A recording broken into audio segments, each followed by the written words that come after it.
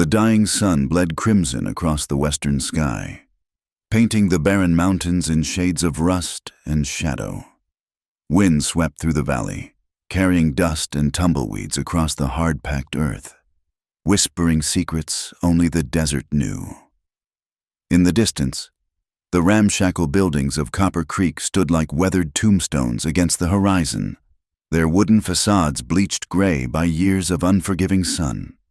Jake Sullivan guided his horse down the rocky trail, his shoulders slumped with exhaustion. 3 days of hard riding had left their mark. Dust caked every crease of his worn leather duster, and his face bore the stubble of a man who'd forgotten the luxury of a shave. The Colt .45 at his hip had seen better days, its grip worn smooth by countless draws, and the Winchester rifle in his saddle scabbard carried nicks from battles he'd rather forget. His mare, a sturdy paint named Belle, picked her way carefully down the slope. She knew the routine as well as he did. Find a town, water, feed, and a place to lay low for a while. Jake had been drifting for 2 years now. Ever since that business in Amarillo, some men were born to settle down, build homes, raise families. Jake Sullivan wasn't one of them. The road was his home, and loneliness his only constant companion. As they reached the outskirts of Copper Creek, Jake could hear the familiar sounds of a frontier town coming to life for the evening. The rhythmic clang of a blacksmith's hammer echoed from somewhere near the livery stable. Dogs barked. A woman's sharp voice called children in for supper. And underneath it all, like a heartbeat, came the muffled sounds of revelry from the saloon. Laughter, the clink of glasses, and the faint strains of a banjo. Jake tied Belle to the hitching post outside Murphy's Saloon, the largest and loudest establishment on Main Street. The painted sign above the batwing doors had faded, but he could still make out the words, Murphy's, whiskey, women, and cards. He'd seen 100 places just like it, from Texas to Montana. They all promised the same things, and they all delivered the same disappointments. He pushed through the doors, letting his eyes adjust to the smoky interior. The place was exactly what he'd expected. Sawdust on the floor, a long bar of polished mahogany that had seen better days. Tables scattered throughout where men hunched over cards and whiskey. The air hung thick with tobacco smoke and the sour smell of spilled beer. That's when he heard her voice. It cut through the noise like a silver thread through burlap, clear and haunting. Jake turned toward the small stage at the back of the room, where a woman in a faded burgundy dress stood beside an upright piano. She couldn't have been more than 25. With auburn hair pinned up in an elaborate style that had begun to come loose, wisps framing her face like copper fire. But it was her voice that held him frozen. She sang an old ballad he'd heard before, something about lost love and broken promises. But she made it sound new. There was something in the way she delivered each word, a weight of experience that didn't match her years. The other saloon girls he'd known sang with practiced smiles and empty eyes, going through the motions for tips and companionship. This woman sang like she meant every word, like each note cost her something. Jake found himself moving closer, drawn by something he couldn't name. He'd learned long ago not to trust his instincts when it came to women. They'd nearly gotten him killed in Denver. But there was something different here. As he approached the stage, she turned slightly, and their eyes met. Green. Her eyes were the deep green of pine forests after rain, and in that moment, they widened with something that looked almost like recognition, but that was impossible. Jake had never been to Copper Creek before, had never laid eyes on this woman. Still, the connection was there, electric and undeniable. She didn't miss a note, professional to the core. But Jake saw her fingers tighten on the fabric of her dress. When the song ended, the sparse crowd offered scattered applause and a few coins tossed onto the stage. She bent to collect them with practiced grace, but Jake noticed how her hands trembled slightly. "Buy you a drink." "Miss?" The words were out before he could stop them. She straightened, studying him with those remarkable eyes. Up close, he could see the weariness in them, carefully hidden beneath kohl and rouge. "I don't drink with customers," she said, her voice carrying a slight accent he couldn't place. Not quite Southern, not quite Eastern. Educated, though. This wasn't a woman who'd grown up in saloons. "I'm not a customer," Jake said. "Just a traveler looking for conversation." A sad smile touched her lips. "In my experience, Mr. Sullivan, Jake Sullivan." "Mr. Sullivan. There's no such thing as just conversation in a place like this." She turned to go, but something made Jake reach out, his fingers barely brushing her sleeve. She froze, looking down at his hand like it was a rattlesnake. "I'm sorry," he said quickly, pulling back. "I didn't mean to—" "No," she said, her voice barely above a whisper. "It's just, you should be careful who you talk to in this town. Mr. Sullivan. Not everyone is who they seem." Before he could respond, she was gone, disappearing through a door beside the stage marked "Private." Jake stood there, feeling like a fool, aware that several of the patrons were watching him with interest. He made his way to the bar, ordering a whiskey from the burly Irishman behind the counter. "You'll want to watch yourself with that one," the bartender said, sliding the glass across. "Lily's not like the other girls." "Lily," Jake repeated, tasting the name. "Aye. Showed up about 6 months back, half dead from the desert. Murphy took her in, gave her work. She sings, serves drinks, but that's all. Some of the boys have tried pushing for more, but..." He shrugged. "There's something about her that makes a man think twice." Jake sipped his whiskey, processing this information. "She running from something?" The bartender's expression closed off. "Mister, in a town like Copper Creek, everybody's running from something. The smart ones don't ask what." Jake finished his drink and ordered another, but his attention kept drifting to that door marked "Private." There was a story there. He could feel it, and despite every hard-learned lesson that told him to mount up and ride on, he found himself wanting to know what it was. The evening wore on. Jake played a few hands of poker, losing more than he won, his mind not on the cards. Around midnight, when the crowd had thinned to just the serious drinkers and gamblers, he stepped outside for air. The desert night had turned cold. Stars scattered across the black sky like spilled silver. He was rolling a cigarette when he heard footsteps on the boardwalk. Lily emerged from the side alley, wrapped in a dark shawl, moving quickly toward the small hotel at the end of the street. She glanced back once, and in the moonlight, Jake saw fear flash across her face. Not of him, she hadn't even noticed him in the shadows, but of something else, someone else. Jake watched until she disappeared into the hotel, then flicked away his cigarette. He'd planned to ride out at first light, continue his aimless drift across the territories. But something had shifted in the last few hours, some instinct deeper than common sense. As he headed to the boarding house where he'd taken a room, Jake muttered the words that would soon prove prophetic. "The saloon girl wasn't who I thought. Her dangerous secret changed everything."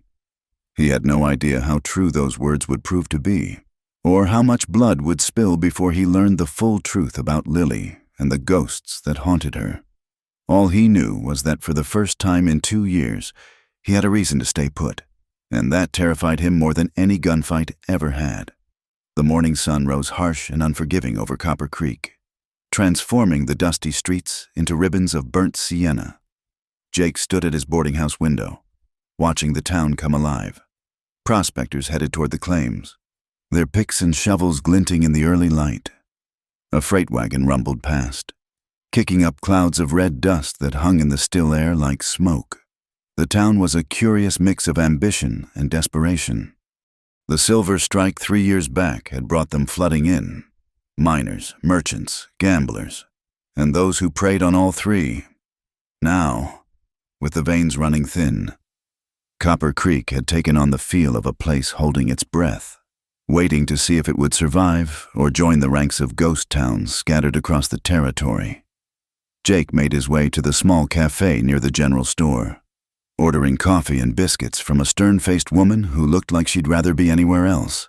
As he ate, he observed the morning crowd, rough men mostly, their clothes stained with the red earth that seemed to mark everything here, a few merchants in cleaner attire, And the women, wives hurrying about their errands, their faces shaded by bonnets, carefully avoiding eye contact with anyone who might mistake them for the other kind of women who worked the saloons. It was near noon when Jake saw her again. Lily emerged from the hotel, dressed simply in a blue calico dress and white shawl, her auburn hair pulled back in a severe bun. In daylight, without the paint and costume of her evening persona, she looked younger, more vulnerable. She carried a basket over one arm and moved with purpose toward the general store. Jake followed at a distance, telling himself he was merely curious. She conducted her business quickly, efficiently, speaking to no one beyond what was necessary. But he noticed how she kept glancing over her shoulder, how her free hand stayed close to the small purse at her waist, the movements of someone who'd learned to always be ready to run. As she exited the store, their paths crossed on the boardwalk. Her step faltered when she recognized him. And for a moment, Jake thought she might flee. Instead, she lifted her chin and met his gaze directly. "Mr. Sullivan, I wouldn't have taken you for an early riser. Old habits," he said, touching the brim of his hat. "Military tends to beat that into a man." Something flickered in her eyes. Confederate or Union? Does it matter anymore? She studied him for a long moment. "I suppose not. The war's been over for near 20 years, though some folks act like it was yesterday." They stood there awkwardly, the morning sun beating down on them. Jake noticed a bruise on her wrist, mostly hidden by her sleeve. She saw him looking and quickly adjusted the fabric. "I should go," she said. "Let me walk you back," Jake offered. "Streets can be rough, even in daylight. I can take care of myself, Mr. Sullivan. I don't doubt it, but my mother raised me to be a gentleman, even if I don't always live up to it." That almost earned him a smile. After a moment's hesitation, she nodded. They walked in silence for a while, Jake carrying her basket despite her protests. Other townspeople watched them pass with varying degrees of interest. A saloon girl walking with a stranger in broad daylight was gossip fodder for a week. "You're making things difficult for me," Lily said quietly as they neared the hotel. "How so?" "People talk. In a place like this, reputation is all a woman has to protect herself. Being seen with men outside of work." She trailed off. "I apologize. That wasn't my intention." She stopped, turning to face him fully. In the harsh sunlight, he could see the fine lines around her eyes, the weariness that makeup couldn't quite hide. "What is your intention, Mr. Sullivan? Men like you don't usually stay in towns like Copper Creek without a reason." Jake considered his words carefully. "Maybe I'm tired of drifting. Maybe I saw something last night that made me think there might be a reason to stay." "You saw a saloon singer doing her job?" "Nothing more. I saw a woman singing like her heart was breaking, like every word was a confession." Lily's composure cracked slightly. She looked away, blinking rapidly. "You read too much into things. Maybe I recognize someone else who's running from something." She was quiet for a long moment. Then, "There are men who come through this town, Mr. Sullivan, dangerous men, men who are looking for things, looking for people. A smart man would mount up and ride on before he gets caught in something that doesn't concern him." "What if I'm not a smart man?" "Then you're a fool, and fools die young out here." She took her basket back and disappeared into the hotel without another word.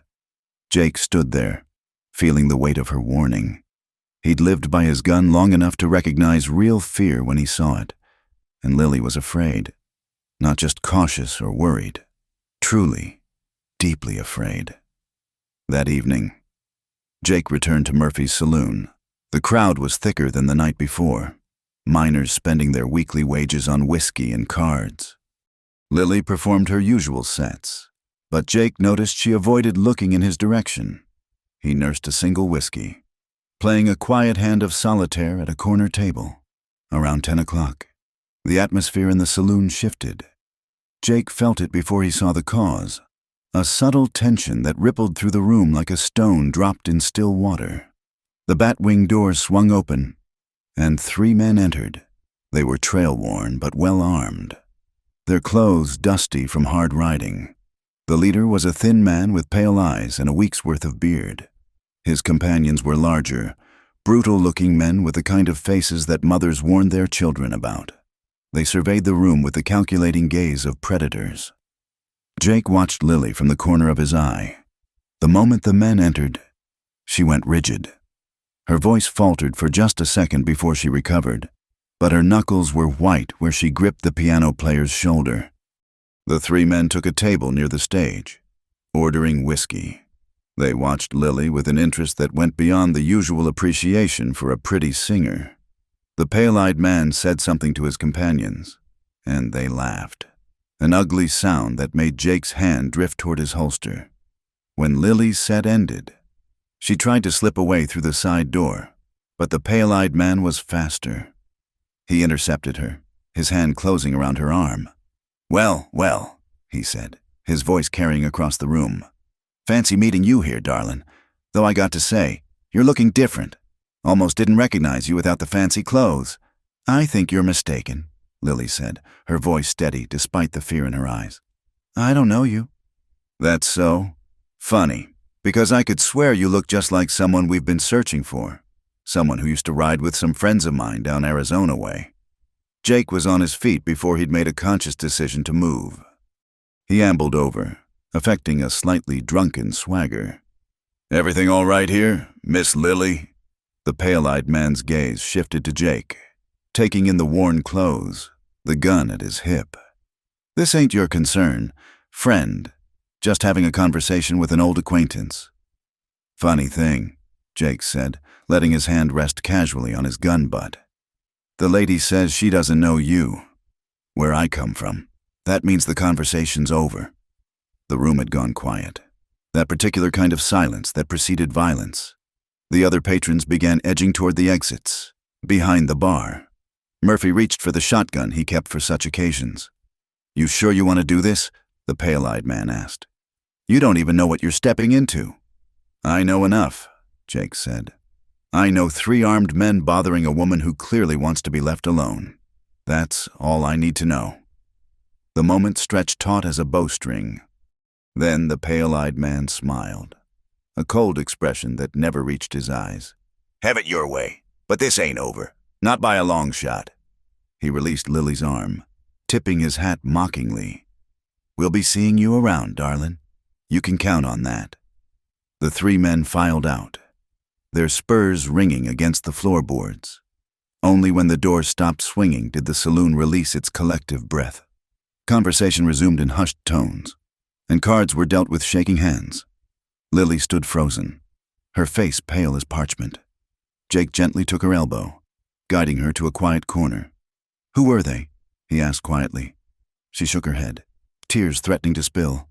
"Please, just leave it alone. You don't understand what you've done. Then help me understand." She looked at him then, really looked at him, and Jake saw the war raging behind her eyes, trust battled with fear, hope with bitter experience. "Finally," she whispered. "Not here. Too many years." She slipped him a key. "Room 12 at the hotel. Midnight. Come alone, and come careful. Those men, they don't forgive, and they don't forget." Then she was gone, leaving Jake with a brass key and the growing certainty that he'd just stepped into something far more dangerous than a simple frontier dispute. But as he pocketed the key, he found he didn't care.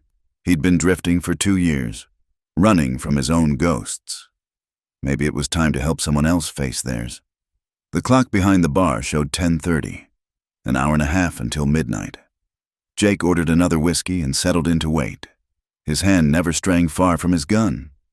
The sandstorm hit Copper Creek just before midnight, rolling in from the desert like a biblical plague.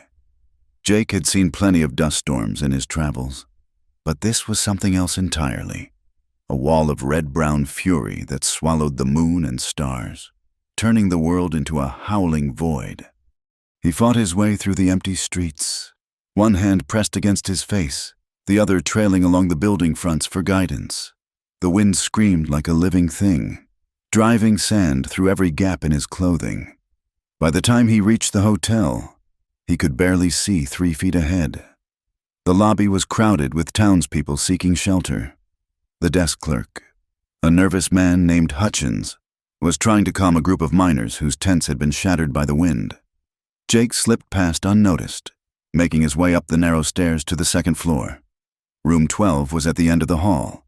Jake knocked softly, using the pattern she'd whispered to him as she'd passed the key. 2 short, 3 long, 1 short. The door opened immediately, and Lily pulled him inside. She'd changed into a simple gray dress, her hair loose around her shoulders. A single oil lamp cast dancing shadows on the walls. The room was sparse but clean. A narrow bed, a washstand, a small trunk in the corner. The window rattled violently as the storm battered against it. "I wasn't sure you'd come," she said, moving to secure the shutters. "Not in this weather. A little sand never hurt anyone," Jake replied, shaking dust from his coat. "Though this is more than a little." She handed him a damp cloth to clean his face. As he wiped away the grit, he noticed she'd been crying. Her eyes were red-rimmed, and used handkerchiefs littered the small table. "Those men," Jake began, but she held up a hand. "Let me board up the window first. This storm, it'll last hours. We might as well be comfortable." Together they wrestled with the heavy wooden shutters, fighting against the wind that seemed determined to tear them away. Jake's strength finally prevailed, and they managed to secure the barriers. The howling dimmed to a muffled roar. In the relative quiet, Lily sank onto the room's single chair. "You want to know who they were?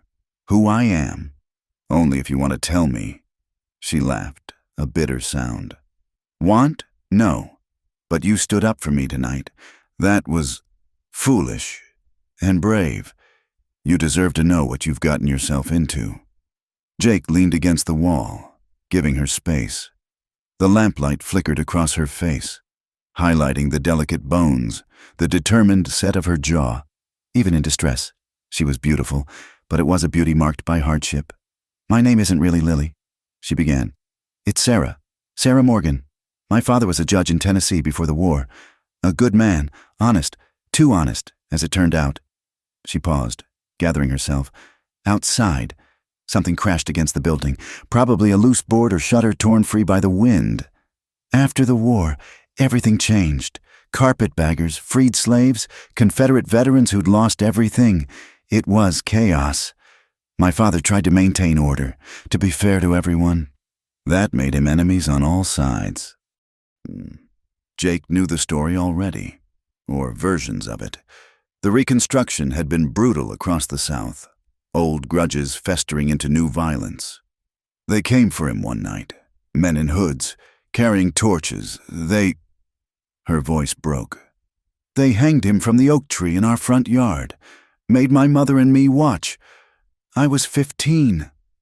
Jake's jaw tightened. He'd seen enough violence to last a lifetime, but violence against civilians, against family men trying to do right, that still had the power to sicken him. My mother died 6 months later. Grief, the doctor said, but I knew better. She just gave up. I had no family left, no money. The house was seized for back taxes. I did what I had to do to survive." She stood, pacing the small room like a caged animal. "I ended up in New Orleans, working in establishments, dancing, singing, serving drinks. Nothing more, despite what people assumed. I was lucky. I could sing, and that kept me from worse fates." The storm rattled the shutters, and she paused, listening. "That's where I met Marcus Wade. Charming, dangerous, with money to spend and promises to make. He said he was a businessman, dealing in cattle and trade goods. I was young, desperate, and foolish enough to believe him." "The pale-eyed man from tonight?" Jake guessed. She shook her head. "No, that was Cole Jessup, one of Marcus's men. Marcus is worse, much worse. By the time I learned what he really was, a leader of the Black Mesa gang, I was trapped. He'd made me his personal entertainment, dragging me along on his business trips. I saw things." She shuddered, wrapping her arms around herself. "They robbed banks, stages, even entire towns. But the worst was when they decided to raid settlements. Marcus liked to say he was continuing the war by other means, the things they did to those people. Jake moved closer, drawn by her distress. You don't have to tell me everything. No, you need to understand. She looked up at him, eyes blazing with old fury. There was a town called Sanctuary, near the Mexican border, mostly Mexican families, some Apache converts, a few white settlers who'd married into the community. Peaceful people. Marcus had heard they'd found gold in the nearby hills. She moved to the trunk, opening it to reveal a few meager possessions. From beneath a folded shawl, she pulled out a leather journal, its pages yellowed with age. I kept records, names, dates, places. I thought maybe someday. She thumbed through the pages. The gang was planning to hit Sanctuary hard, kill everyone, make it look like an Apache raid, but I couldn't let it happen. Not again. You warned them? I did more than that. I stole Marcus's plans and rode ahead, helped them set up defenses, organized the men. When the gang arrived, they found the whole town armed and ready. It was a bloodbath, but not the one Marcus intended. 12 of his men died.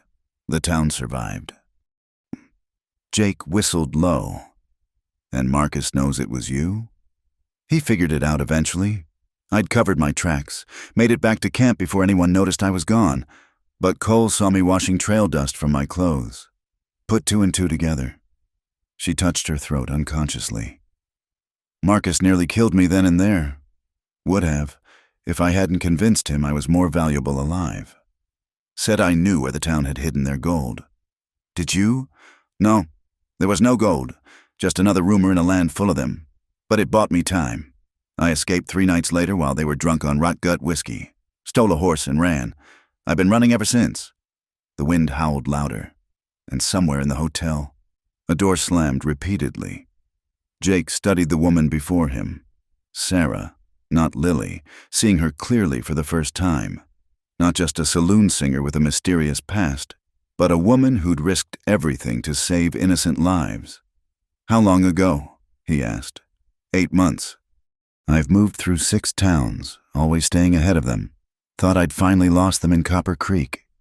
Guess I was wrong. Jake considered their options. They'll be back. Men like that don't give up. I know. She closed the journal, holding it against her chest like armor. I should leave tonight, storm or no storm. Every minute I stay puts the town at risk. In this weather, you wouldn't make it a mile, as if to emphasize his point. The building shook under a particularly violent gust. Somewhere outside, glass shattered.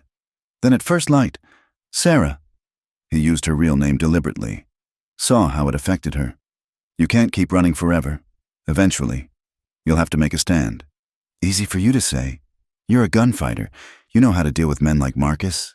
I'm just a woman who outsmarted an entire gang of killers and saved a town full of innocents? Sounds pretty formidable to me. She looked at him wonderingly. Why are you doing this? You don't know me. You have no stake in this fight. Jake was quiet for a moment, listening to the storm rage outside. Why was he doing this?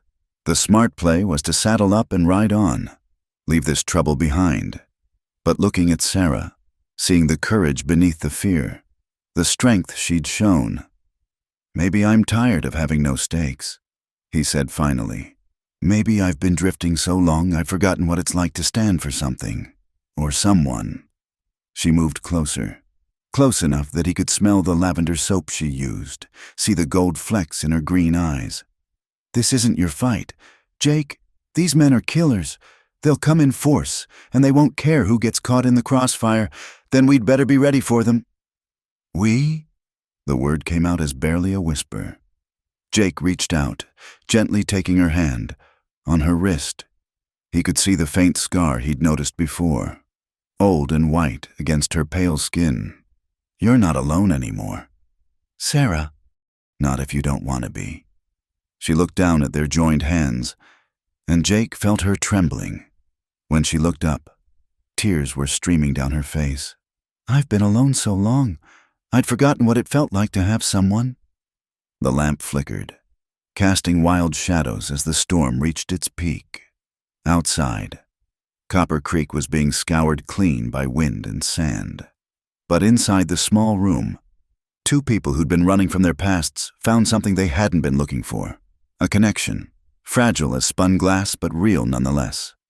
Sarah squeezed his hand. "Stay until the storm passes?" Jake nodded.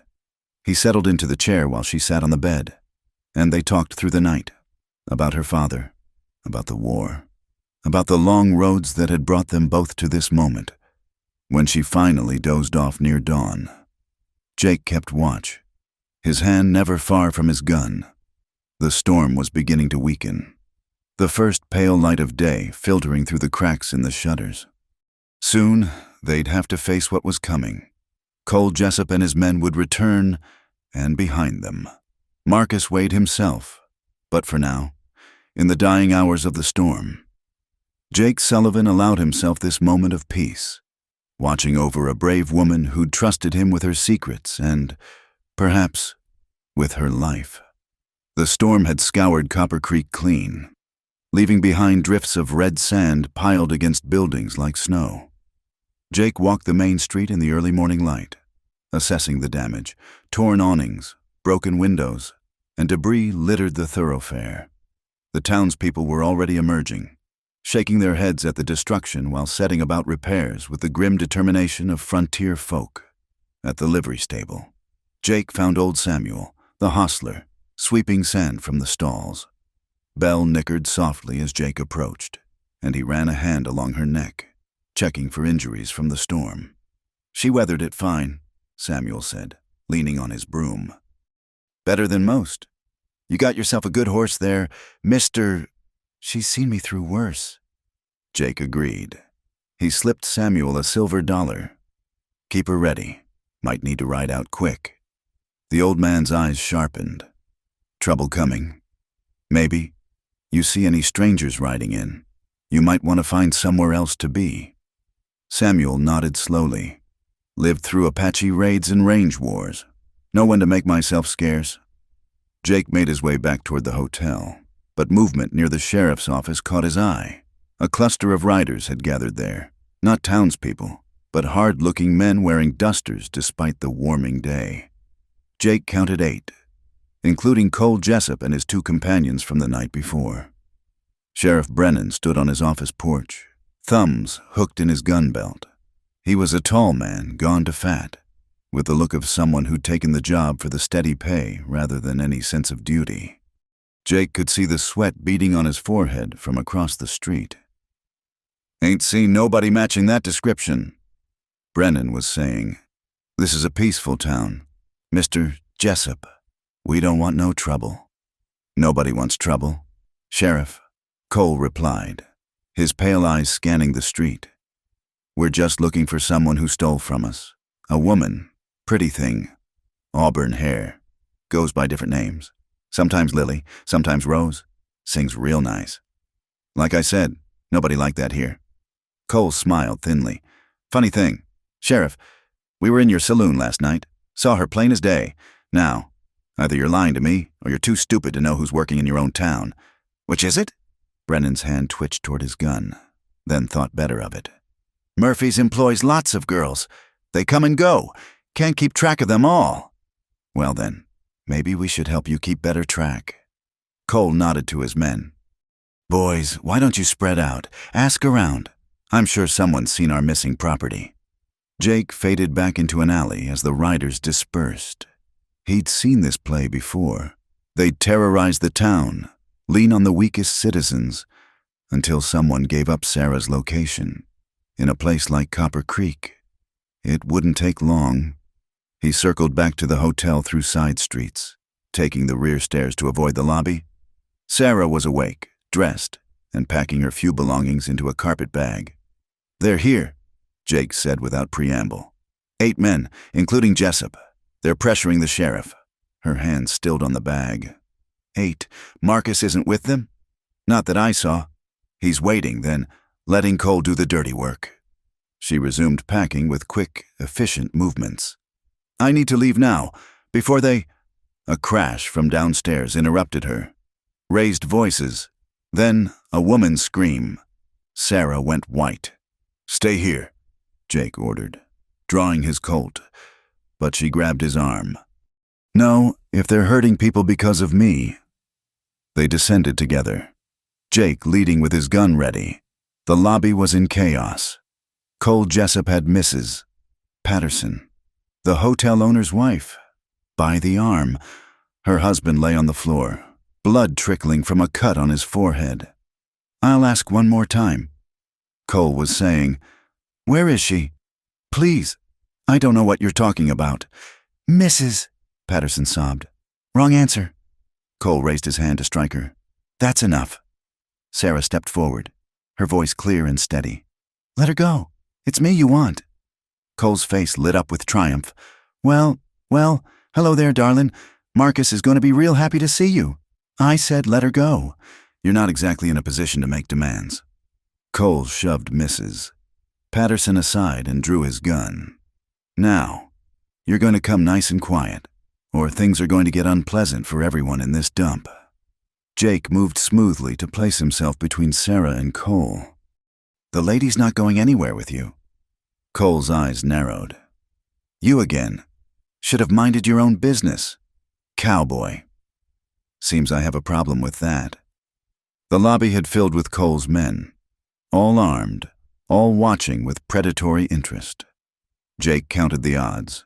8 against 1, in a confined space with civilians present. Not good. Tell you what, Cole said. You seem sweet on her. How about we make this interesting? You and me, right now, in the street. You win. We ride on. I win. We take the girl and you don't interfere. No, Sarah said immediately. Jake, you can't. Deal, Jake said. Cole grinned. Smart man. Boys, let's take this outside. Give the people a show. Word spread quickly. Within minutes, the entire town had gathered along Main Street. Jake saw Murphy from the saloon, Samuel from the livery, even Sheriff Brennan watching from his office porch with a carefully neutral expression. Jake and Cole faced each other in the dusty street, the morning sun casting long shadows. Jake had been in dozens of gunfights, but there was something different about Cole Jessup. The man moved with the easy confidence of a natural killer, someone who enjoyed the work. Been a while since I had a proper duel, Cole said, checking his pistol. Most men just beg when they see us coming. You got sand, cowboy, shame to waste it. Sarah stood on the hotel porch, her knuckles white as she gripped the railing. Jake met her eyes briefly, tried to convey confidence he didn't entirely feel. Cole was fast. Jake could see it in the way he moved, the perfect balance of his stance. Whenever you're ready, Cole said, hand hovering over his gun. The street went silent. Even the morning birds seemed to hold their breath. Jake emptied his mind, letting instinct take over. Time slowed, crystallized into this single moment. Cole moved first, his hand blurring toward his holster. But Jake had survived this long by reading men. And he'd seen the tell, the slight tensing of Cole's shoulder, a heartbeat before he drew. 2 shots cracked out, so close together they sounded like one. Cole's bullet tugged at Jake's shirt, burning a line across his ribs. Jake's shot took Cole's center mass, spinning him around before he collapsed in the dust. For a moment, nobody moved. Then Cole's men started reaching for their guns. I wouldn't. The voice came from above. Jake glanced up to see 3 men on the rooftops, rifles trained on the street. Samuel from the livery was one of them, along with 2 miners Jake recognized from the saloon. Murphy stepped out from his establishment, shotgun in hand. The man won fair. You boys best honor the deal. More townspeople emerged, armed with whatever they had, picks, shovels, ancient pistols. Not fighters, most of them, but men who decided they'd seen enough. The remaining gang members looked at each other uncertainly. Without Cole, they were just hired guns facing a hostile town. This ain't over, one of them growled. Marcus Wade, don't forget. He'll burn this whole town to get what's his. Then he'll find us ready. Jake replied. Now get out. Take your boss with you. They loaded Cole's body onto his horse and rode out, dust clouds marking their retreat. The townspeople watched until they disappeared over the rise, then slowly dispersed, talking in hushed tones about what had just happened and what might be coming. Sarah ran to Jake as he swayed on his feet, the adrenaline fading. Blood soaked his shirt where Cole's bullet had grazed him. "You fool," she said, tears streaming down her face. "You absolute fool. You could have been killed, but I wasn't." He winced as she pressed a handkerchief to the wound. "Though I could use some of that nursing you mentioned." She helped him to the hotel, where Mrs. Patterson, recovered from her ordeal, brought hot water and bandages. As Sarah cleaned and dressed the wound, her hands gentle but sure, Jake watched her face. "This is what I bring," she said quietly. "Death and violence. Everyone around me gets hurt." "That's not true. Isn't it? Look what just happened, and it's going to get worse. Marcus won't let this stand. He'll come himself now. With more men, 20, 30 maybe. This town just stood up for you," Jake pointed out. "They made their choice. They don't understand what they've chosen. Marcus Wade isn't just some outlaw. He's a monster. The things I've seen him do."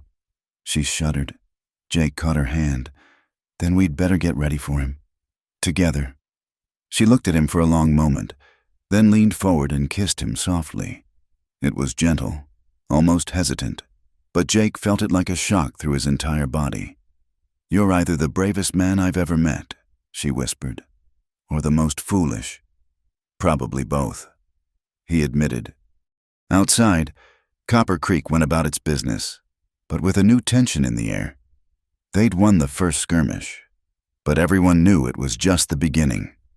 Somewhere out there, Marcus Wade was getting the news about his lieutenant, and when he came, it would be with fire and blood. But for now, in this quiet moment, Jake held Sarah's hand and let himself believe they might actually survive what was coming. He'd found something worth fighting for at last. Now he just had to live long enough to keep it. The tension in Copper Creek grew thicker with each passing day. Jake spent the time organizing the town's defenses, such as they were.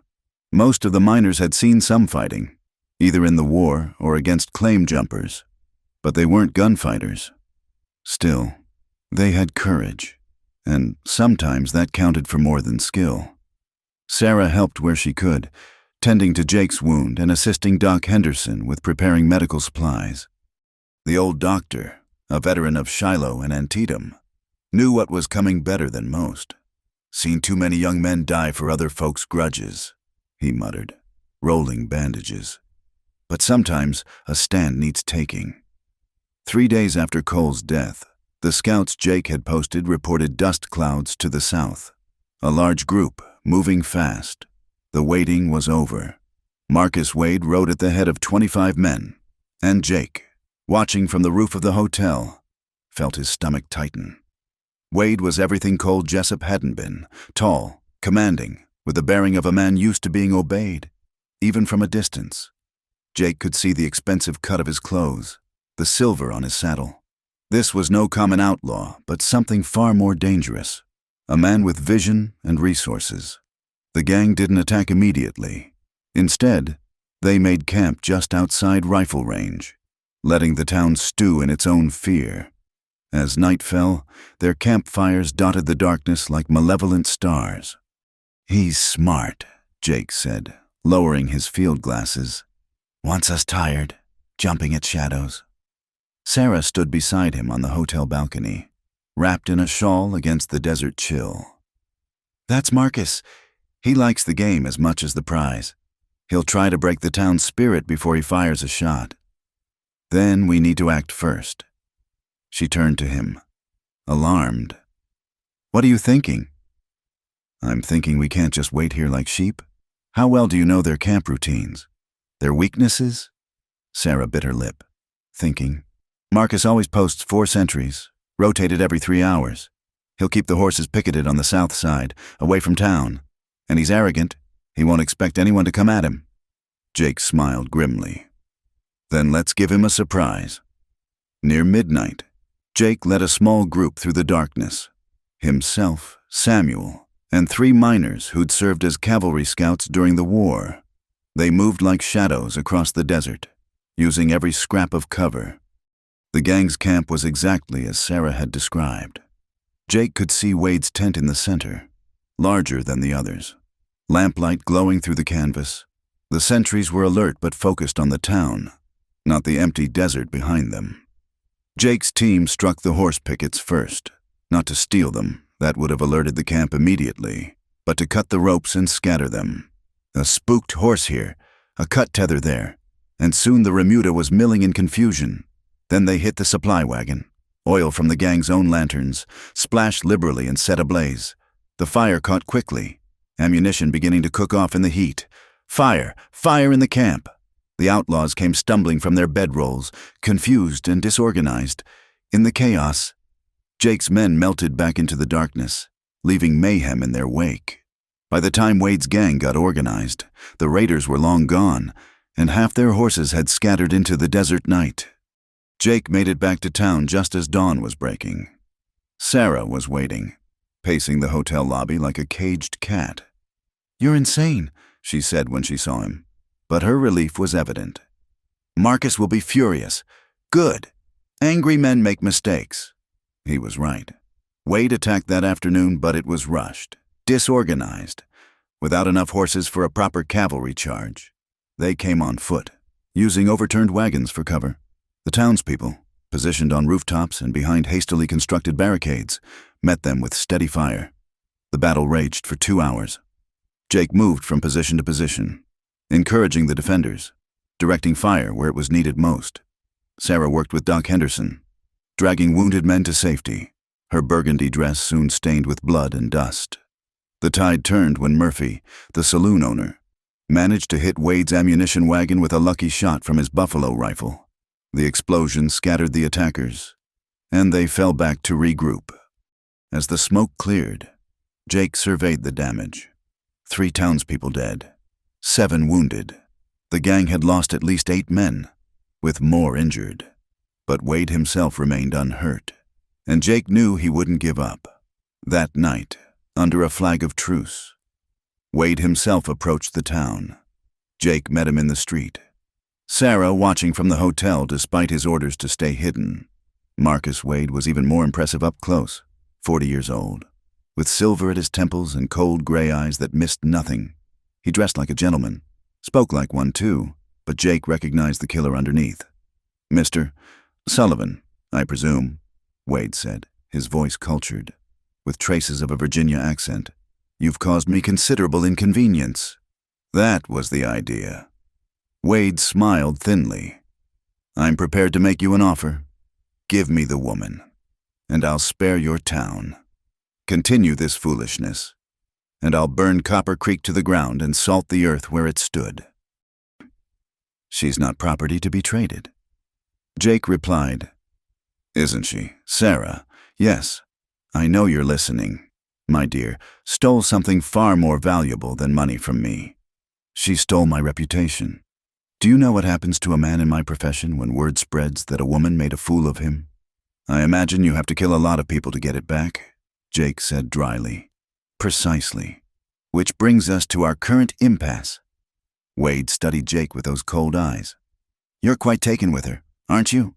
Tell me, has she shared all her secrets? Has she told you about the blood on her hands? She told me about Sanctuary." "Sanctuary?" Wade laughed, a sound like breaking glass. "Is that what she told you? That she was some noble savior?" "My dear Mr. Sullivan, she was my right hand for 2 years. She helped plan raids, gathered intelligence, played the innocent to lure Marks into position. She has a gift for making men trust her. Clearly, she hasn't lost it." Jake felt doubt creep in, but pushed it aside. He'd seen Sarah's guilt, her genuine remorse. Whatever she'd done, she'd tried to make amends. "I know what I need to know," Jake said firmly. "Do you? Then you know she's the reason 37 people died in Tucson. That she identified the bank shipment we robbed in Flagstaff, that she— Stop!" Sarah stepped from the shadows, her head high despite the tears on her cheeks. "That's enough. Marcus?" Wade's expression shifted, a mix of triumph and something else. Pain? "Hello? Sarah, you're looking well, all things considered." "Let these people go," Sarah said. "This is between us." "Is it? You made it bigger when you ran, when you betrayed me." His voice hardened. When you betrayed us. What we had wasn't love, Marcus. It was possession, control. It was survival. Wade snapped. In this world, you're either the hunter or the prey. I tried to teach you that.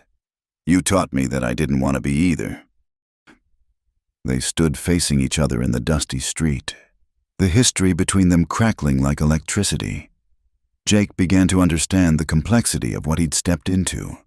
This wasn't just about a gang leader tracking down a traitor. This was personal, twisted, a relationship gone poisonous. Last chance, Wade said finally. Come back willingly, and I'll spare your new friend and his town. Make me take you by force, and I'll make you watch while I kill every last one of them. Sarah looked at Jake, her eyes full of sorrow and resolve. I won't let anyone else die for me. Sarah, no. It's all right. Jake. She touched his face gently. You gave me something I thought I'd never have again. Hope, but some prices are too high to pay. She started walking toward Wade, each step measured and final. Jake's hand went to his gun, but Wade's men had appeared from the shadows, rifles trained on him. That's when young Tommy Patterson, the hotel owner's son, made a fatal error. Trying to be a hero, he took a shot at Wade from a rooftop. He missed, but Wade's response was lightning quick, his pearl-handled Colt barking once. The boy tumbled from the roof, dead before he hit the ground. No, Mrs. Patterson's scream shattered the night, and then all hell broke loose. The townspeople opened fire from every window, every rooftop. Wade's men responded in kind. Sarah threw herself flat as bullets filled the air where she'd been standing. Jake rolled behind a water trough, firing at the muzzle flashes. In the chaos, Wade grabbed Sarah, dragging her toward the horses. Jake fought to reach them, but there were too many outlaws in the way. He saw Sarah struggle, saw Wade strike her, saw her go limp. Sarah! But they were already mounting up, Wade throwing Sarah across his saddle like a sack of grain. The surviving gang members provided covering fire as they retreated into the darkness. Jake emptied his rifle after them, knowing it was useless. They were gone, and Sarah with them, around him. Copper Creek counted its new dead and wounded. The boy's death had turned the town's fear into rage, but rage wouldn't bring Sarah back. Samuel appeared at Jake's elbow, blood seeping from a graze on his temple. What now, son? Jake reloaded his guns with steady hands, though his heart was racing. Now we go after them. No more waiting, no more defense. We take the fight to Wade. That's what he wants. You to follow him into his territory, his terms. I know. Jake looked at the old man. But I'm going anyway. Samuel nodded slowly. Then you won't go alone. That boy who died, he was godson to half the men here. Wade just made this personal for everyone. As dawn broke over Copper Creek, Jake Sullivan prepared to lead a posse into the desert. Not for justice. The law had no reach where they were going. This was about something older, more primal. This was about getting Sarah back, no matter the cost. The trail led south into the Badlands, a maze of red rock canyons and dried washes that could swallow an army. Jake pushed the posse hard, knowing every hour that passed gave Wade more time to prepare his defenses. 15 men had volunteered to ride with him, miners, shopkeepers, even Doc Henderson, his medical bag strapped to his saddle. By noon, the heat was brutal. The rocks radiated warmth like ovens, and the horses labored under the relentless sun. Jake called a halt at a small spring, letting the animals drink while he studied the tracks. They're pushing hard too, Samuel observed, reading the sign. Horses are starting to struggle. Wade knows we're coming, Jake replied. He wants to reach his stronghold before we catch up. Young William Murphy, the saloon owner's nephew, climbed down from a rocky outcrop. Riders coming. 3 men, moving fast from the east. Jake and the others took cover, weapons ready. But as the riders approached, he recognized the lead figure, Tom Brennan, the sheriff, along with 2 deputies. Sullivan, Brennan called out, his hands visible.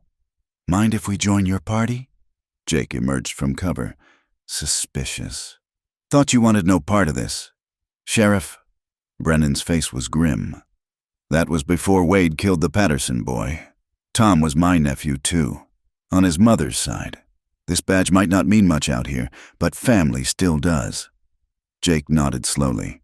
Every gun would help in what was coming. They picked up the trail again, following it deeper into the canyon country. The landscape grew increasingly hostile. Narrow defiles where 2 men could hold off 20. Box canyons with no escape. Scorching expanses of bare rock that offered no cover. It was near sunset when they found the first body. The outlaw lay sprawled beside the trail, a bullet hole in his back. Jake dismounted, examining the scene. The man's canteen was missing, his gun still in its holster. "Wade's work," Jake said. The man was slowing them down. "He kills his own?" one of the miners asked, shocked. "Wade doesn't tolerate weakness," Jake replied, remembering Sarah's stories. Or failure. They found 2 more bodies over the next mile, both shot from behind. Wade was winnowing his force, keeping only the strongest. It was ruthless, but tactically sound. A smaller group could move faster, fight more effectively in the confined spaces ahead. As darkness fell, Jake faced a hard decision. Continue in the dark and risk ambush, or make camp and lose more time. The posse was exhausted, the horses nearly spent. "We rest here," he decided, choosing a defensible spot among the rocks. 4-hour watches, no fires. The men settled in grimly, chewing cold biscuits and jerky.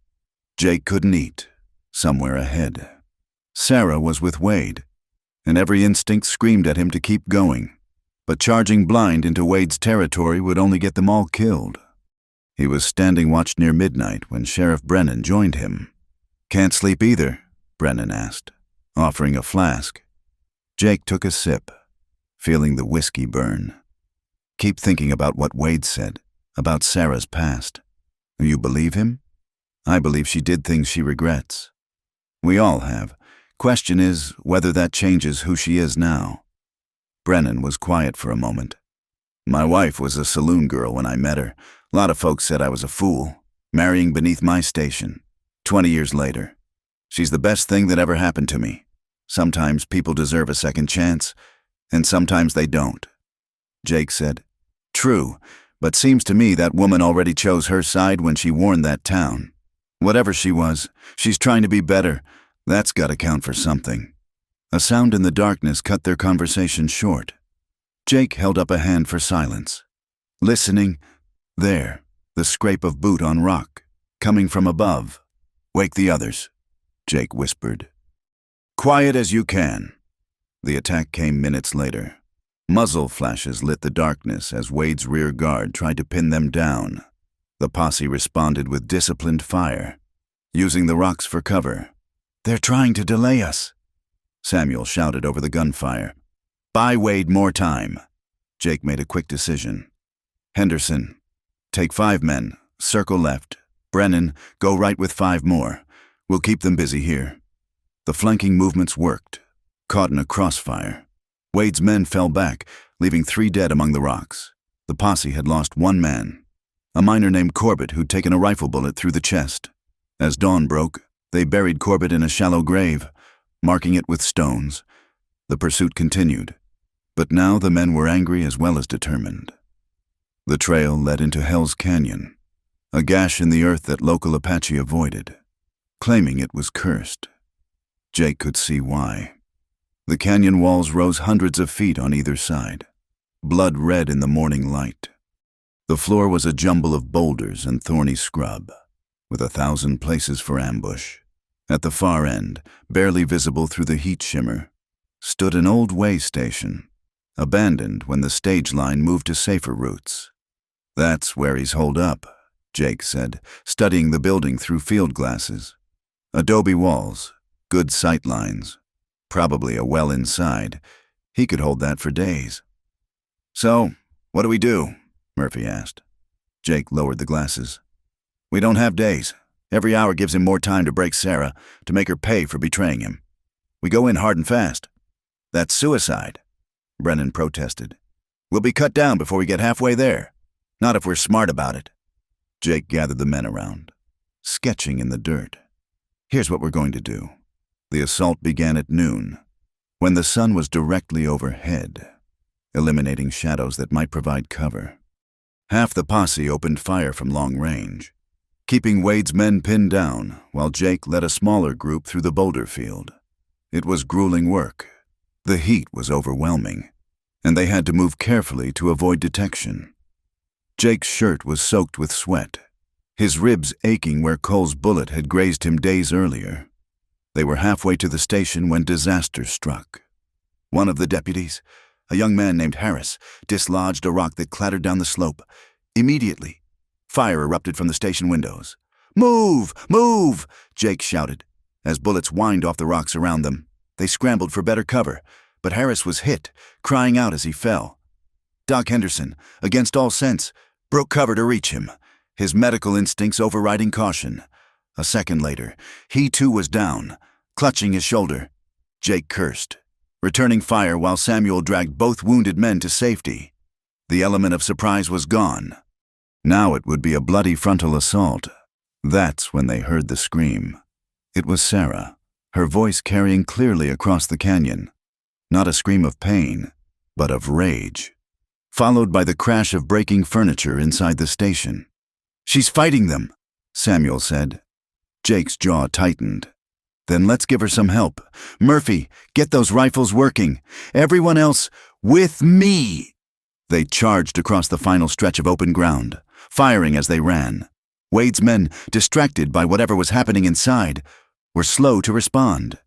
Jake reached the wall of the station, pressing flat against the adobe as bullets chipped the wall above his head. Through a window, he could see the chaos inside. Sarah had somehow gotten free and was struggling with one of Wade's men for his gun. Wade himself was shouting orders, trying to restore order. Jake shot out the window and dove through, rolling as he hit the floor. His Colt barked twice, dropping the man Sarah was fighting. She grabbed the fallen gun, her face wild, her dress torn. "Jake, behind you!" He spun, firing by instinct. Another outlaw tumbled backward, his shot going wide. The room was a maze of gun smoke and violence. Jake saw Wade near the back door, his pearl-handled Colt in hand, trying to get a clear shot. Their eyes met across the chaos. Time seemed to slow. Wade's gun came up, but Sarah was faster. The gun she'd claimed boomed, and Wade staggered, looking down in shock at the spreading red stain on his vest. "You," he gasped, staring at Sarah. "After everything, it's over, Marcus," she said, her voice steady despite the tears on her face. "Let it end." Wade laughed, a horrible sound. Blood frothed on his lips. "Nothing ever ends." He raised his gun one final time, not at Sarah, but at Jake. Two shots rang out simultaneously. Wade's bullet tugged at Jake's hat. Jake's shot took Wade in the chest, spinning him around before he crashed through the door and out into the harsh sunlight.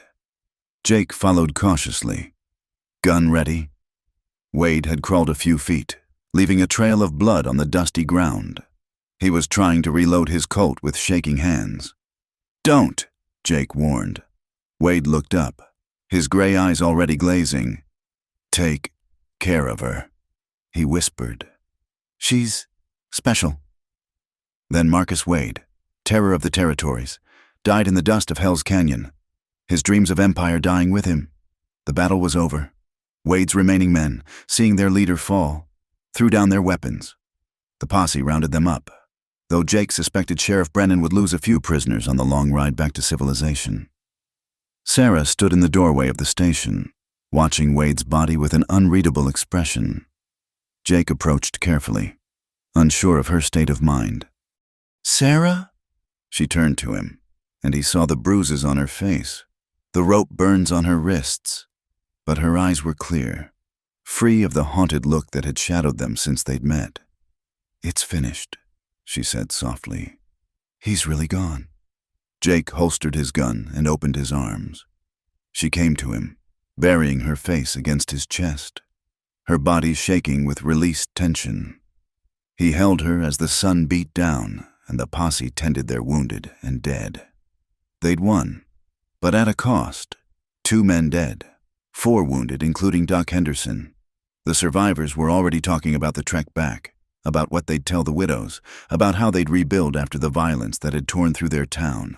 But for Jake and Sarah, standing in each other's arms in that desolate canyon, the future was both simpler and more complex.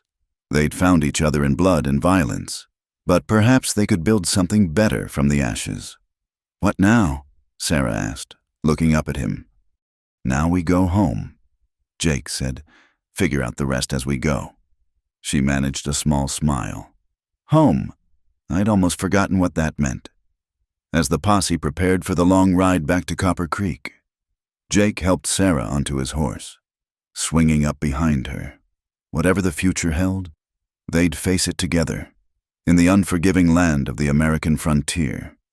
Sometimes that was the best anyone could hope for, and sometimes it was enough. The journey back to Copper Creek took 2 days, slowed by the wounded and the oppressive heat. Sarah rode with Jake, her body swaying with exhaustion, occasionally jerking awake when nightmares claimed her. Doc Henderson, despite his shoulder wound, insisted on tending the other injured men from the back of a wagon. On the second morning, as they crested a rise overlooking the town, Jake felt Sarah tense against him. "What's wrong?" She pointed to a dust cloud approaching from the east. "Riders, a lot of them." Jake's hand went to his gun, and the other men prepared for another fight. But as the group drew closer, he recognized the lead rider, U.S. Marshal William Thorpe, his badge glinting in the morning sun. Behind him rode a dozen federal deputies. "Stand easy, boys," Jake called out. "It's the law." Marshal Thorpe was a lean man in his 50s, with the weathered look of someone who'd spent decades in the saddle. He reined up beside Jake, his sharp eyes taking in the battered posse, the prisoners, and Sarah. "Mr. Sullivan, I presume? We've been tracking Wade's gang for 3 months. Appears you've saved us the trouble. Most of them are dead," Jake replied, "including Wade himself." Thorpe nodded slowly. "And the woman, Sarah Morgan?" Sarah straightened, meeting the marshal's gaze directly. "That's me. Ma'am, I'll need to speak with you. There are questions about your involvement with Wade's activities." "She helped us," Sheriff Brennan interjected. "Whatever she might have done before, she made it right." Thorpe held up a hand. "I'm sure she did, Sheriff, but there are procedures to follow. Miss Morgan, you'll need to come with us." "No."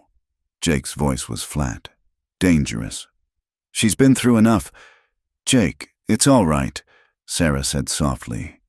She slid down from the horse, standing on unsteady legs. "I knew this day would come. I can't run from what I did forever. Sarah," she touched his face gently, "let me face this. It's the only way to truly be free." Marshal Thorpe dismounted, his manner becoming more gentle. "For what it's worth, Miss Morgan, we've had reports from Sanctuary about what you did there.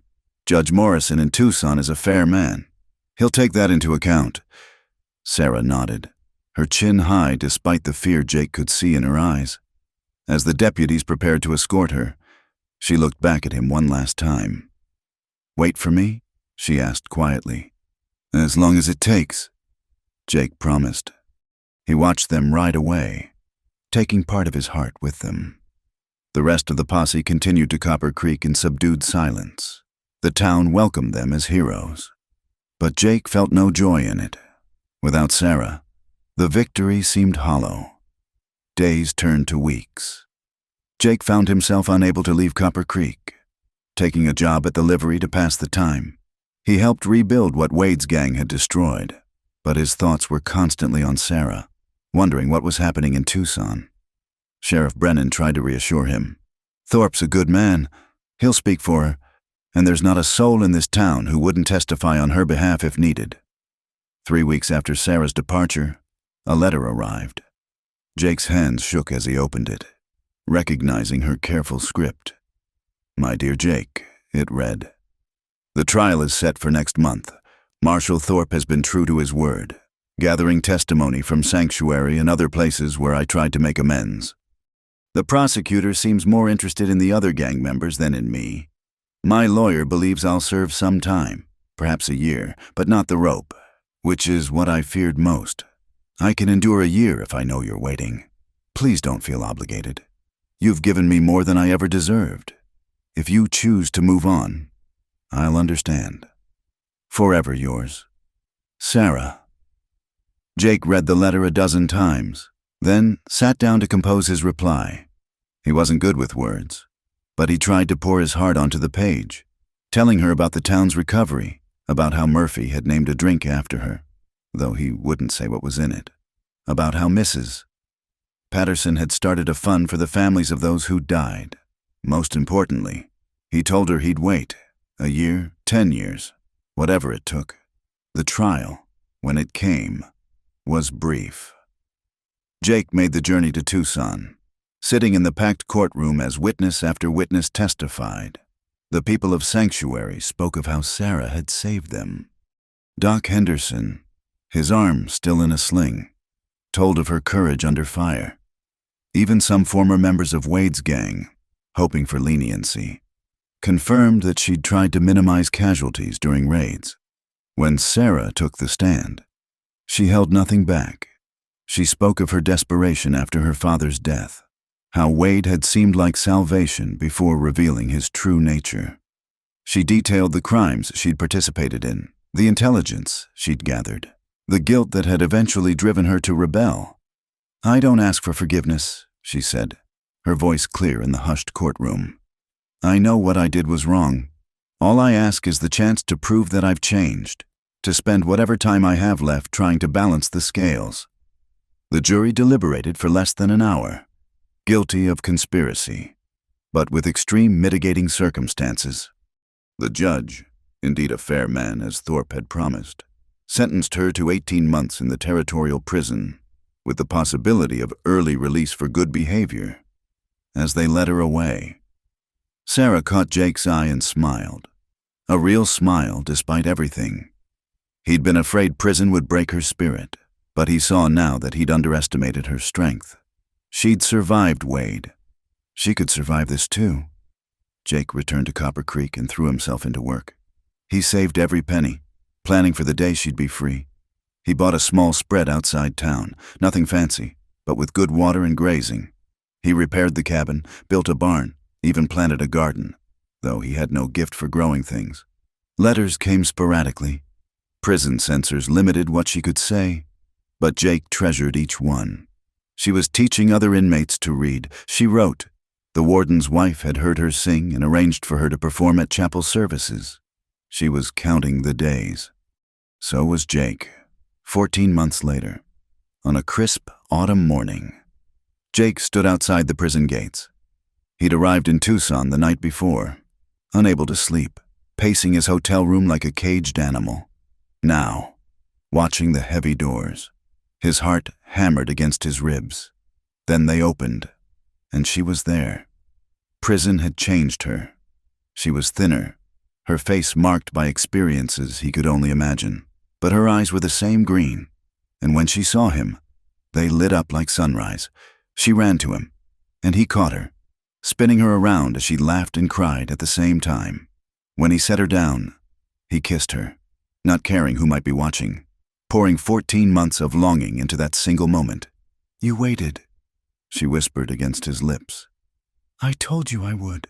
"I know, but part of me couldn't believe it, that anyone would wait for me." He pulled back, cupping her face in his hands. "Sarah Morgan, you're the strongest, bravest woman I've ever known." "I'd have waited twice as long." She smiled through her tears. "It's not Morgan anymore. I had it legally changed. Sarah Foster. A new name for a new life." "Sarah Foster," Jake repeated, tasting the words. "I like it." They rode back to Copper Creek together, Sarah marveling at the changes in the landscape, the new buildings in town, the way people greeted her with genuine warmth instead of suspicion. When Jake showed her the ranch, she was speechless. "You did all this? Had to keep busy somehow?" "It's not much, but—" She silenced him with a kiss. "It's perfect. It's home." That evening, as they sat on the porch watching the sunset paint the mountains red, Sarah leaned against him with a contented sigh. "I used to dream about this," she said. "In my cell at night, I'd close my eyes and imagine sitting somewhere peaceful, with you beside me, no one hunting us, no shadows from the past. I was afraid it was just a fantasy. It's real, Jake assured her. We made it through. Both of us. She was quiet for a moment. Then, the things I did? Jake, they'll always be part of me. There might be nights when the memories come back, when I wake up screaming. Then I'll be there to hold you, he said simply. Just like you'll be there when my ghosts come calling. That's what partners do. Sarah turned to look at him, and in her eyes, he saw their future stretching out before them. It wouldn't always be easy. The frontier was a hard place, and they both carried scars that would never fully heal. But they'd found something worth fighting for, worth waiting for, worth building a life around, in a land where violence and law existed in uneasy balance, where justice often came from the barrel of a gun. They'd discovered something more powerful. They'd found redemption, forgiveness, and love. As the stars emerged in the darkening sky, Jake Sullivan and Sarah Foster sat together in peaceful silence, two battered souls who'd found salvation in each other. The past was done, the future beckoned, and for the first time in years, they were both ready to answer its call. 5 years had passed since that autumn day when Sarah walked free from prison. Copper Creek had grown from a rough mining town into a proper settlement, with a school, 2 churches, and even a small newspaper. The silver mine still produced, though not as richly as before, and ranching had become the more stable livelihood. Jake and Sarah's ranch had prospered modestly. They ran cattle and horses, and Sarah had started a vegetable garden that actually thrived under her patient care. The cabin had been expanded twice, now boasting real glass windows and a wooden floor throughout. On this particular morning, Jake stood by the corral, watching Sarah work with a young mare. She moved with quiet confidence, her voice soothing as she guided the animal through its paces. The burgundy dress of the saloon was long gone, replaced by practical riding clothes, but she was more beautiful to him now than ever. "She's coming along nicely," called Samuel, who'd retired from the livery and now helped them with the horses. "You've got the touch, Mrs. Sullivan." Sarah smiled. They'd married 3 years ago in a simple ceremony at the town's Methodist church.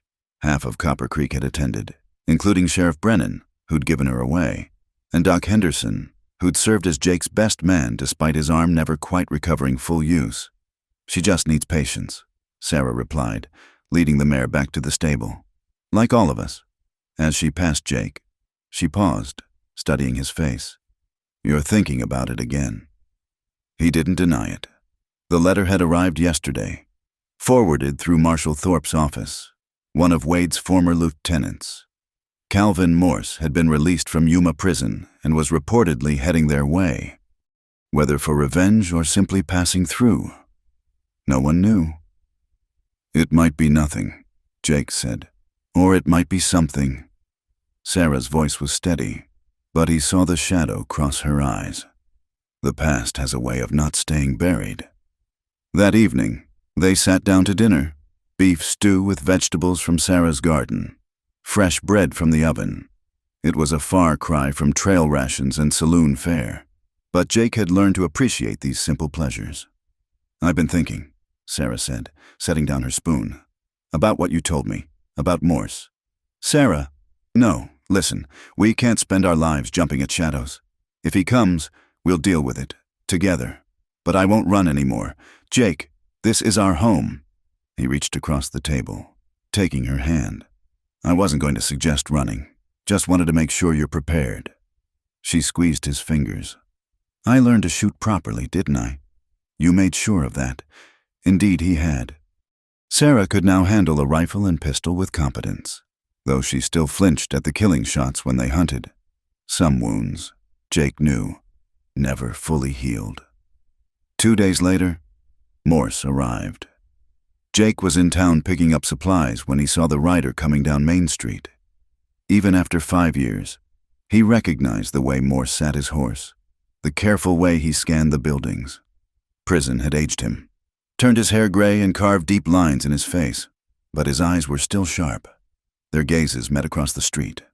Morse reined up, his hand carefully away from his gun. Jake stood by his wagon, tense but not reaching for his weapon either. "Sullivan," Morse said finally. "Morse, heard you were out. 3 weeks now." Morse dismounted slowly, keeping his movements deliberate and non-threatening. "Relax, Sullivan. I'm not here for trouble." "Then why are you here?" Morse glanced around the street, noting the watching townspeople. "To talk to your wife. Actually, there are things she should know. About Wade, about what happened after." Jake's eyes narrowed. "Whatever you have to say, you can say to me." "No," said a familiar voice. Sarah emerged from the general store, her chin high. "If he's come all this way, I'll hear him out." They moved to the small cafe, taking a corner table. Morse ordered coffee with hands that trembled slightly. Not from fear, Jake realized, but from the effects of 5 years' hard labor. "You look well, Sarah," Morse began. "Ranch life suits you. Say what you came to say. Calvin?" Morse pulled a worn envelope from his coat. "Wade gave me this the night before we came to Copper Creek. Said if anything happened to him, I should see you got it. Took me a while to honor that request." Sarah stared at the envelope like it might bite her. "Why now?" "Because I'm dying," Morse said simply. "Prison doc says I've got maybe 6 months. Consumption. Figured I should clear my debts while I can." With shaking hands, Sarah opened the envelope. Inside was a single sheet of paper covered in Wade's precise handwriting. And something else. A small brass key. She read in silence, her face going pale. Jake watched, ready to comfort her, but she held herself rigid. Finally, she folded the letter and looked at Morse. "Is this true?" "Every word. Wade might have been many things, but he wasn't a liar. Not about this." "What is it?" Jake asked. Sarah handed him the letter. As he read, his eyebrows rose in surprise. Wade had written of a hidden cache, not stolen money, but something else. "My dear Sarah," the letter began. "If you're reading this, then our dance has ended. You always thought I kept you for your beauty or your skills, but the truth was simpler. You reminded me of her, my sister Catherine, killed by Union raiders in '64. The same eyes, the same spirit. I couldn't save her, but I thought I could save you, shape you into something that could survive this harsh world. I see now I was wrong. You didn't need shaping. You were already strong. The key opens a deposit box in the Wells Fargo office in Denver. Inside, you'll find the deed to my family's land in Virginia. 600 acres that somehow survived the war and the carpetbaggers. It's yours now. Whether you keep it or sell it, use the money to build the life you deserve. Consider it my apology for the pain I caused, and my thanks for showing me, in the end, that there was still something human left in me. Be happy, Sarah. You've earned it, Marcus." The cafe was silent except for the ticking of the clock on the wall. Finally, Morse spoke. "I was with him for 8 years. Never saw him care about anyone the way he cared about you. It was twisted, possessive, but in his broken way. He loved you." "Love." Sarah's voice was bitter. "He had a strange way of showing it." "I'm not defending him," Morse said quickly. "Just explaining. Wade was damaged goods long before you met him. The war, losing his family, it broke something in him that never healed. You were the closest he ever came to finding peace." Sarah stood abruptly.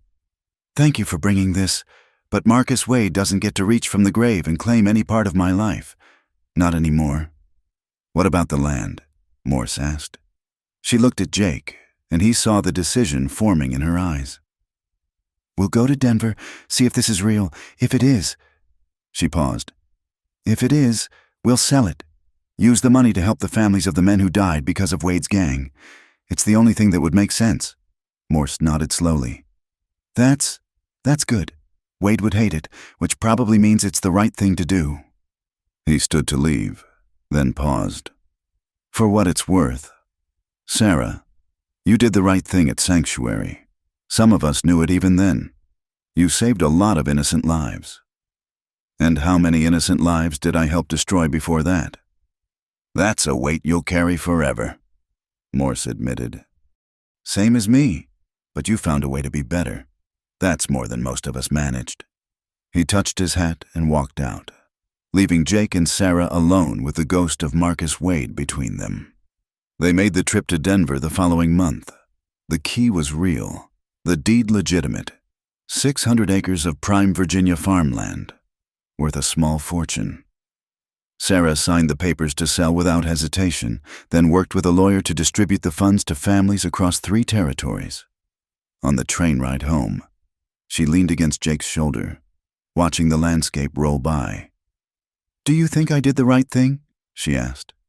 "I think you did the only thing you could live with," Jake replied. "That makes it right." She was quiet for a long moment. "I used to wonder why I survived when so many didn't, why I got a second chance. Maybe this was why, to try to balance the scales a little." "The scales were balanced the day you warned Sanctuary," Jake said firmly. "Everything since has been extra credit." Sarah smiled at that, the first real smile since Morse's visit. "You always know what to say." "No, I don't, but I know you. Sarah Foster Sullivan. And I know you're the best person I've ever met, past and all." They returned to their ranch as winter approached, settling back into the rhythm of their life. The past had made one final attempt to reclaim them, and they'd faced it together, transforming Wade's tainted legacy into something good. On their first night home, as they lay in their bed listening to the wind blow across the desert, Sarah turned to Jake in the darkness. "Thank you," she whispered. "For what?" "For seeing who I could be, not just who I was, for waiting, for fighting, for everything." He pulled her close, pressing a kiss to her forehead. "You did the same for me.